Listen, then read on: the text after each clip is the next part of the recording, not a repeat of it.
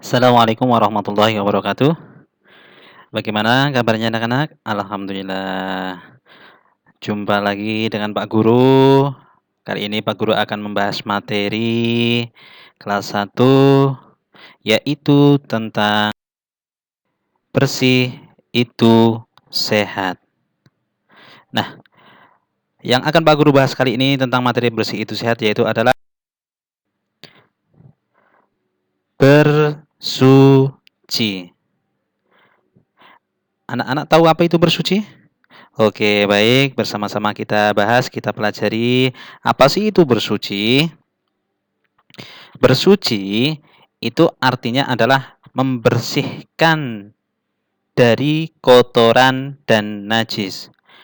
Jadi yang namanya bersuci itu artinya adalah membersihkan dari kotoran dan najis. Apa sih yang dibersihkan dari kotoran dan najis?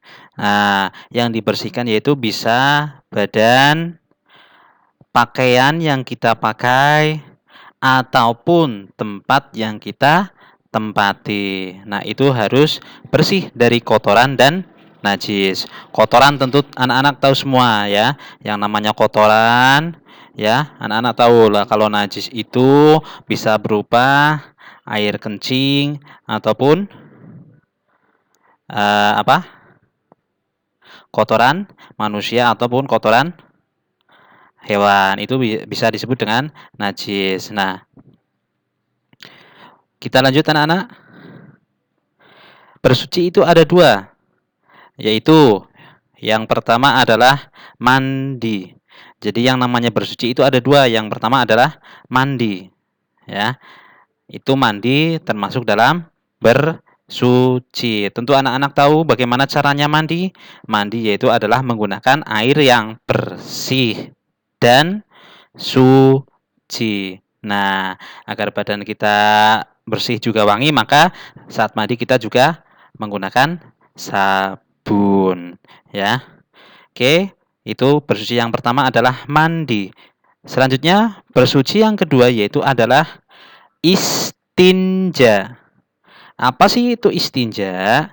Istinja yaitu membersihkan kotoran setelah buang air kecil atau buang air besar. Nah, istinja yaitu adalah membersihkan kotoran setelah buang air kecil atau buang air besar. Nah, kalau bahasa sehari-hari yang anak lakukan yang biasa anak dengar yaitu adalah cebok. Jadi nama lain dari istinja yaitu adalah cebok. Kalau istinja itu adalah bahasa Arabnya, yaitu adalah membersihkan kotoran setelah buang air kecil atau buang air besar. Nah, adapun alat yang bisa digunakan untuk istinja apa saja anak-anak? Alat yang bisa digunakan untuk istinja yaitu adalah tadi air salah satunya. Nah, bagaimana kalau tidak ada air? Pak, saya tadi habis pipis umpamanya. Pak, saya tadi habis berak. Mau istinja, mau bersuci, mau cebok bingung. Kenapa? Karena nggak ada air. Di situ adanya apa? Tadi di kamar mandi adanya cuma tisu. Boleh nggak Pak istinja pakai tisu? Cebok pakai tisu? Boleh. Yang penting tisunya itu tadi ya tidak ada najisnya. Terus warna bau dari kotoran setelah buang air besar itu hilang. Jadi yang tadinya buang air besar setelah istinja pakai tisu maka harus hilang baunya. Maka itu baru dikatakan suci. Terus lagi umpamanya, Pak, saya tadi lagi jalan-jalan. Nah, tiba-tiba kebelet pipis atau kebelet kencing atau kepengin kencing. Nah, kepengin kencing. Terus udah kencing di sana bingung Pak, kenapa? Tadi pas di sana nggak ada air, lagi jalan-jalan juga nggak bawa air. Terus bagaimana caranya Pak? Nah kalau lagi keadaan di lapangan atau jalan-jalan, kencing tidak ada air, juga tidak bawa tisu, maka cara istinjanya atau bersucinya atau ceboknya yaitu bisa menggunakan batu. Tapi syaratnya batu itu harus bersih dulu. Jadi batunya dibersihkan. Kalau kita kencing, ya, maka batu itu kita tempelkan ke lubang yang keluarnya air kencing. Ke lubang tempat keluarnya air kencing. Nah, kalau kita berak, maka kotoran yang masih nempel di anus kita atau dubur kita, itu kita bersihkan dengan batu tadi. Tapi jangan keras-keras, nanti kalau keras-keras sakit. Nah, itu tentang mandi dan istinja. Sampai sini paham anak-anak? Oke, kita lanjut. Selanjutnya yaitu adalah hidup bersih. Nah, yang namanya hidup bersih tentunya kita harus lakukan sehari-hari ya. Setiap hari kita harus dalam keadaan bersih. Nah, hidup bersih itu ada bermacam-macam. Yang pertama yaitu adalah menjaga kebersihan badan. Nah, jadi badannya anak-anak semua, badannya kita semua itu harus dijaga kebersihannya. Bagaimana cara menjaga kebersihan badan kita? Yang pertama adalah mandi dengan teratur. Mandi dengan teratur. Kalau umumnya orang mandi itu minimal sehari adalah 2 kali. Jadi minimal orang mandi itu umumnya adalah sehari 2 kali. Mau 3 kali boleh, nggak apa-apa. Yang penting jangan sampai masuk angin ya. Itu mandi dengan teratur. Minimal sehari 2 kali. Ditambah menggunakan sabun ya. Sabunnya tentunya sabun mandi, bukan sabun cuci piring.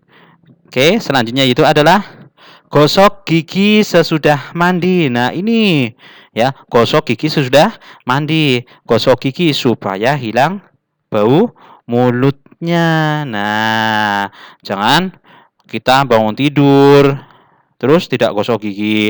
Habis makan juga diusahakan gosok gigi supaya gigi kita bersih, tidak ada kotoran yang menempel biar gigi kita tetap sehat, tetap indah. Oke, selanjutnya yaitu adalah potong rambut dan kuku yang panjang. Nah, rambut itu dirapikan, juga kukunya. Nah, kenapa kalau rambut itu harus dirapikan? Ya, biasanya kalau rambut itu tidak rapi, itu biasanya akan ditumbuhi atau menjadi tempat tinggal kutu rambut. Nah, ada kutunya nanti. Kuku juga harus dipotong, ya. Jangan panjang-panjang. Kenapa harus dipotong? Sunahnya itu memang kuku harus dipotong. Kenapa? Karena kalau tidak dipotong nanti kuku itu akan dijadikan tempat bersembunyinya kotoran, maka menjadi tidak sehat. Oke, kita lanjut anak-anak. Tidak bermain di tempat yang kotor ya. Jadi kita jangan bermain di tempat yang kotor. Itu tentang kebersihan badan. Yaitu adalah kebersihan pakaian. Bagaimana cara kita menjaga kebersihan pakaian? Yang pertama, pakaian yang kotor segera dicuci. Jadi kalau ada pakaian yang kotor segera dicuci. Yang kedua, tidak mencampur pakaian yang kotor dengan yang bersih. Jadi kalau kamu habis main, terus kamu mau mandi, pakaian kotor kamu jangan dicampur dengan pakaian yang bersih. Nanti pakaian yang bersih ikut kotor dan juga ikut bau, ya. Selanjutnya yaitu adalah tidak duduk di sembarang tempat. Nah, ini adalah kebersihan pakaian. Yaitu adalah kebersihan tempat sholat. Nah, bagaimana cara kita menjaga kebersihan tempat sholat? Yang pertama, mencuci kaki sebelum masuk tempat sholat. Jadi kalau kita bermain atau mau masuk ke tempat sholat atau ke masjid atau ke musola, maka sebaiknya kita mencuci kaki kita terlebih dahulu sebelum masuk ke tempat sholat atau masuk ke masjid atau musola. Nah, biar kotoran yang ada di kaki itu hilang baru kita masuk ke dalam masjid atau musola. Selanjutnya, badan dan pakaian juga harus dalam keadaan bersih. Jadi badan kita dan pakaian kita juga harus dalam keadaan bersih dan suci. Selanjutnya yaitu adalah lantai, dinding, kaca itu harus dibersihkan. Kalau lantai cara membersihkannya yaitu dengan cara disapu dan juga dipel. Nah, kalau dinding bisa kita gunakan kain ataupun yang lain-lain untuk membersihkan dinding biar tidak ada kotorannya. Kaca juga juga harus dibersihkan. Selanjutnya yaitu adalah kebersihan tempat belajar. Bagaimana cara kita menjaga kebersihan tempat belajar kita? Kenapa tempat belajar kita harus dijaga kebersihannya? Agar kita itu dalam belajar terasa nyaman. Nah, bagaimana cara menjaganya? Yaitu meja dan kursi ditata yang rapi. Nah, jadi kalau kita belajar setelah selesai belajar, meja dan kursinya harus ditata yang rapi. Buku tidak berserakan. Ya, kalau udah selesai belajar, buku ditempatkan di tempat semula atau di tata yang rapi lagi. Memakai lampu yang terang. Kenapa kalau belajar kita harus memakai lampu yang terang? Ya, biar mata kita tidak capek. Ya, kalau lampunya terlalu redup, maka mata kita akan terasa capek bekerja ekstra keras untuk membaca tulisan yang kita baca, ya. Maka nantinya mata kita akan sakit. Maka kalau kita belajar menggunakan lampu yang terang. Selanjutnya yaitu adalah menjaga kebersihan tempat tidur. Bagaimana cara menjaga kebersihan tempat tidur? Ya, cara menjaga kebersihan tempat tidur yang pertama adalah selimut dirapikan setelah tidur. Jadi selimut yang kita pakai saat tidur, maka kalau kita bangun dirapikan dulu. Selanjutnya adalah spray sarung bantal dilipat dengan rapi. Mencuci kaki sebelum tidur. Nah, kalau kita mau tidur, cuci kaki kita terlebih dahulu. Supaya apa? Supaya kotoran yang ada di kaki tidak akan menempel pada spray atau bantal. Selanjutnya yaitu adalah tidak membuang kotoran di tempat tidur. Kenapa? Kalau kita membuang kotoran di tempat tidur, nantinya tentunya akan banyak hewan ya yang mendekat ke tempat tidur kita, terutama adalah semut. Kalau sudah ada kotoran di atas tempat tidur kita, maka di situ ada semutnya, kita terasa tidak nyaman untuk tidur. Nanti semut itu akan menggigiti kita. Oke, sampai sini paham anak-anak? Oke, mungkin untuk materi kali ini yang bisa Pak Guru bahas hanya sampai sini. Kurang lebihnya mohon maaf dan jangan lupa untuk tekan tombol subscribe di bawah video ini untuk bisa mengikuti update video selanjutnya. Al-afu minkum. Terima kasih. Assalamualaikum warahmatullahi wabarakatuh.